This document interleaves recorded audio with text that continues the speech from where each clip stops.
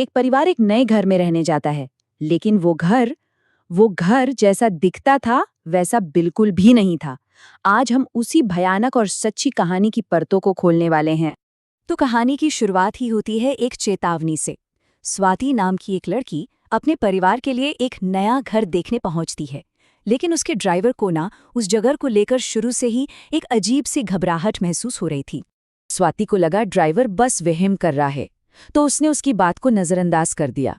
पर जैसे ही उसने घर के अंदर कदम रखा, एक बहुत ही हैरान करने वाली सच्चाई सामने आई। घर बाहर से जैसा दिख रहा था, अंदर से उसका बिल्कुल उल्टा था। मतलब सोचिए, बाहर से वो बंगला एकदम पुराना, खंडहर जैसा, अंधेरा और वीरान, लेकिन अंदर वो हैरान कर देने वाला खूबसूरत, मॉडर्न और रोशन था। और सबसे अजीब बात तो ये थी कि अंदर की लाइट्स अपने आप जल गई थीं। स्वाति अभी ऊपर का हिस्सा देख ही रही थी कि बाहर खड़े ड्राइवर को एक दिल दहला देने वाली चीख सुनाई दी। वो भागा भागा अंदर गया तो देखा स्वाति बड़े आराम से सीढ़ियों से नीचे आ रही है। उसने चीखने की बात से साफ इनकार कर दिया, मानो कुछ हुआ ही ना हो। पर ड्राइवर की तेज नजरों ने पर्दे के पीछे एक साये को हिलते हुए साफ साफ देख लिया था। खैर, इन सब अजीब बातों के बाद भी परिवार ने उस बंगले में शिफ्ट होने का फैसला कर लिया, और घर में आते ही स्वाति का बर्ताव बहुत तेजी से बदलने लगा। उसकी माँ अरुणा ने ये नोटिस करना शुरू किया कि उनकी बेटी अब पहले जैसी नहीं रही। वो चुपचाप रहती, गुमसुम रहती, परिवार के साथ खाना तक नहीं खाती थी। देर रात तक अकेले बागीचे में बैठी रहती, ऐसा लगता था जैसे वो स्वाति है ही नहीं, कोई और ही है। एक रात तो हद ही हो गई। अरुणा को लगा जैसे उस घर में एक नहीं बल्कि दो स्वाति मौजूद हैं, जो कि नामुमकिन था। कमरे में जो स्वाति थी उसने कसम खाकर कहा कि वो तो शाम से अपने कमरे से बाहर ही नहीं निकली।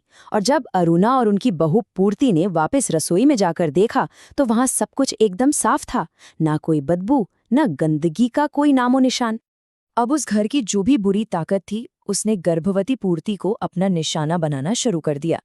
कभी स्वाति का हमशक्ल आके पूर्ति को डराता, तो कभी पूर्ति का हमशक्ल अरुणा को। ये परछाइयां असली और नकली का एक ऐसा खेल खेल रही थीं जो सिर्फ भ्रम नहीं था, बल्कि अब बहुत खतरनाक होता जा रहा था।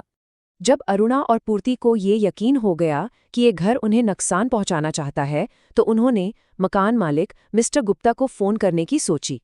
पर घर का कोई फोन काम ही नहीं कर रहा था। बहुत कोशिशों के बाद आखिरकार पूर्ति को फोन में एक सिग्नल बार मिला। मिस्टर गुप्ता के साथ हुई वो एक कॉल एक ऐसी जानलेवा गलती का राज खोलने वाली थी जिससे वो सब अब तक पूरी तरह अनजान थे। मिस्टर गुप्ता ने जो बताया उसे सुनकर उनके होश उड़ गए। उन्होंने बताया कि वो लोग उनके खूबसूरत सफ़ेद बंगला नंबर 6 में हैं ही नहीं, उन्होंने गलती से बगल वाले वीरान भुताहा बंगला नंबर 9 में अपना सामान रख लिया है। और इसके बाद उन्होंने जो चेतावनी दी उसने उस घर की खौफनाक हकीकत को सामने ला दिया, जिसमें वो लोग बुरी तरह से फंस चुके थे। फोन कटते ही अरुणा और पूर्ति घबराकर स्वाति को ढूंढने लगीं। पायल की एक धीमी सी आवाज उन्हें छत की तरफ ले गई, और वहां जो मंजर था उसे देखकर उनके पैरों तले जमीन खिसक गई। अब सारी तस्वीर शीशे की तरह साफ हो चुकी थी। उस घर में जो शैतानी ताकत थी उसने स्वाति को पहले ही दिन मार दिया था, और तब से उसी का रूप लेकर वो परिवार के साथ रह रही थी। जैसे ही वो लोग दरवाजे की तरफ भागे, उनके होश ही उड़ गए। जहां दरवाजे और खिड़कियां थीं, वहां अब सिर्फ दीवारें थीं। वो घर एक भूल भुलैया बन चुका था जो उन्हें निगल जाना चाहता था। बचने का हर रास्ता बंद हो चुका था। किसी तरह वो वापस स्वाति के कमरे में पहुंचे, जहां उन्हें वही अजीब सी ड्राइंग मिली जो वो आत्मा बना रही थी। ये सिर्फ एक चित्र नहीं था, ये एक सुराग था, एक इशारा उस शैतानी ताकत के असली ठिकाने की ओर। पूर्ति ने उस अलमारी को पहचान लिया। वो स्टोर रूम में थी।